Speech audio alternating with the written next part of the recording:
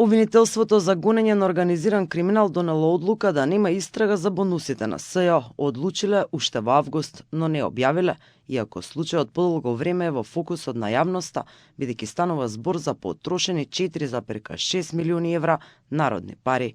Одговорот на обвинителството е идентичен како првиот пат кога ја запреа постапката, односно одлучиле дека нивните специјални колеги не направиле кривично дело со тоа што самите на себе си поделиле фантастични бонуси од 4,6 милиони евра.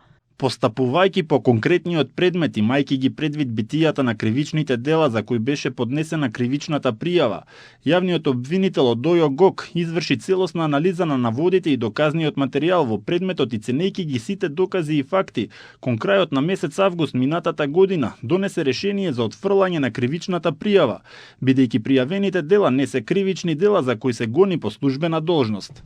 Суспендираниот виш јавен обвинител Јове Цветановски, кој заврши на дисциплинска ден по одлуката да се истражуваат хонорарите на Јанева и нејзините Чарлиеви ангели, е изненаден од одлуката. Тој повикува надлежните институции јавно да го објават решението со кое е запрена истрагата, со цел јавноста да биде информирана за причините.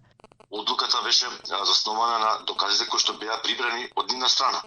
Дали тие се повторно анализирани или за прв пат анализирани, дали од страна на ДЗР се повикани како сведоци ревизорите кои што го направиле извештајот, не знам.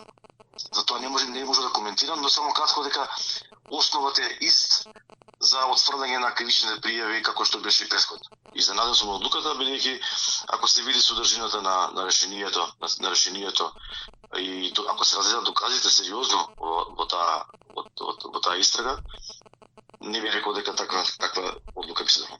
Предметот за бонусите исплатени во СЈО беше повторно на одлучување во обвинителството за организиран криминал, откако Вишото јавно обвинителство, постапувајќи по жалба, одлучи да се отвори истрага.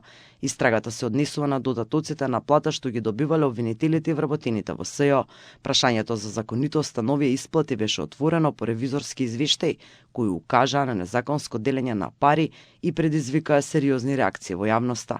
Случајот предизвика внимание и поради несогласувањата на вишиот обвинител Цветановски, шефот на Вишото Мустафа Хајрулахи, со тогашниот републички обвинител Љупчо Коцевски. Хајрулахи обвинуваше за притисоци од страна на Коцевски токму за овој случај. Според него, суспензиите што ги добија двајцата обвинители се всушност желба на Коцевски да ги отстрани од овој случај. Во меѓувреме, поранешната обвинителка од СЈО, Лейла Кадриу, обвини дека специјалното обвинителство работело како штаб на СДСМ. Според неа, кај нив доаѓале високи функционери на СДСМ и се работело незаконски. ВМРО ДПМН го повика обвинителството да ги провери овие сведочења.